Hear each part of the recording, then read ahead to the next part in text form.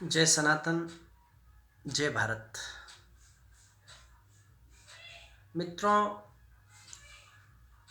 हमारा जो सनातन दर्शन आदि अनादि काल से जो चला आ रहा है, हमारे सनातन दर्शन में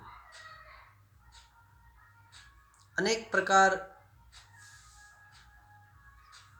की क्रियाएं, पंथ, मजहब, संप्रदाय स्थापित देश काल परिस्थिति के अनुरूप होते रहे। मैं आज आपसे केवल सनातन दर्शन की जो यज्ञ पद्धति है उसके विषय में बात करने के लिए आया।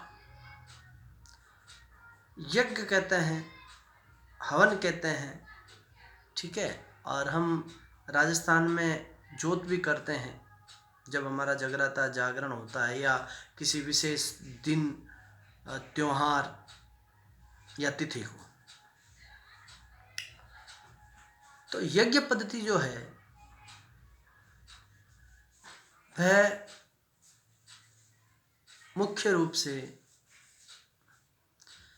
पंच तत्वों से जो यह सृष्टि बनी है,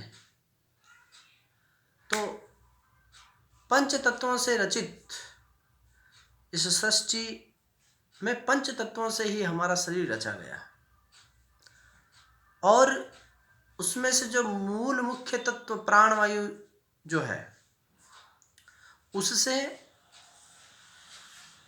पिंड का जीव जब उसके अंदर रहता है तो जीवन चलता है।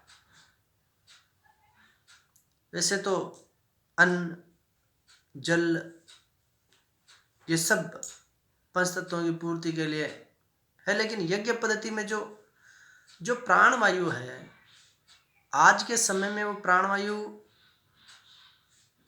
पेड़ पौधे काट दिए गए हैं, जंगल काट दिए गए हैं, हमारे संसाधनों को बढ़ावा देने के लिए या हमारी आवश्यकताएं बढ़ती जा रही है।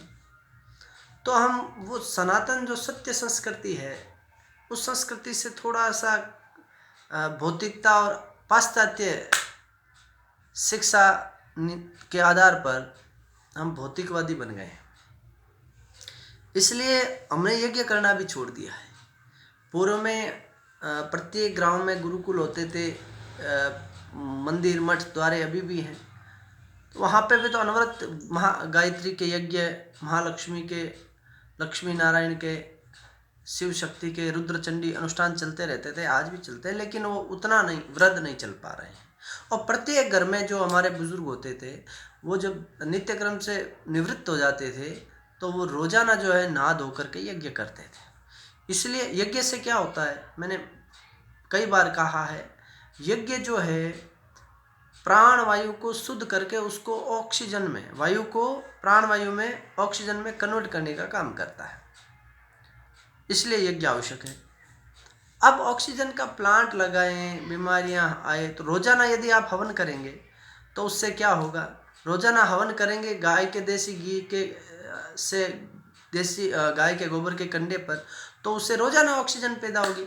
8-10 ग्राम घी रोजाना हवन करेंगे तो 10 टन वायु आसपास की ऑक्सीजन में बदल जाएगी, ये नासा कह रहा है। तो उससे क्या होगा, आपका जो पिंड है, शरीर, उसमें प्राणवायु का जो आसपास की वायु उसका संचार होगा तो ऑक्सीजन जाएगी, तो निश्चित रूप से आपकी बीमारियां दूर भागेगी, आपका शरीर तरोताजा महसूस करेगा, आप हल्का फील करेंगे, आपका मन मस्तिष्क बहुत यूँ अग्रेसिव और अच्छा रहेगा और आपके प्रत्येक सदस्य में बीमारियों से लड़ने की शक्ति डेवलप होगी। और जब ऑक्सीजन की मात्रा आपके पिंड के अंदर फ्लो करेगी, आपके परिवार में, आपके घर के अंदर फ्लो करेगी, आपके क्षेत्र में फ्लो करेगी, तो कोई भी नकारात्मक ऊर्जा, कोई भी संक्रमण, कोई भी बीमारी आपके पास फटकेगी भी नहीं।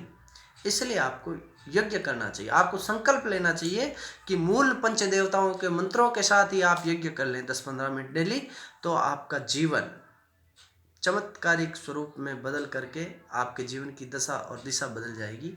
ये मैं दावे और विश्वास के साथ कह सकता हूँ। और ऐसा आप करेंगे तो सनातनी परंपरा का भी निर्वाह करेंगे और आपका जीवन दर्शन भी सुधरेगा और आप शारीरिक, मानसिक और आध्यात्मिक रूप से परिपूर्णता की तरफ बढ़ने का काम करेंगे। जय श्री राम, जय सनातन।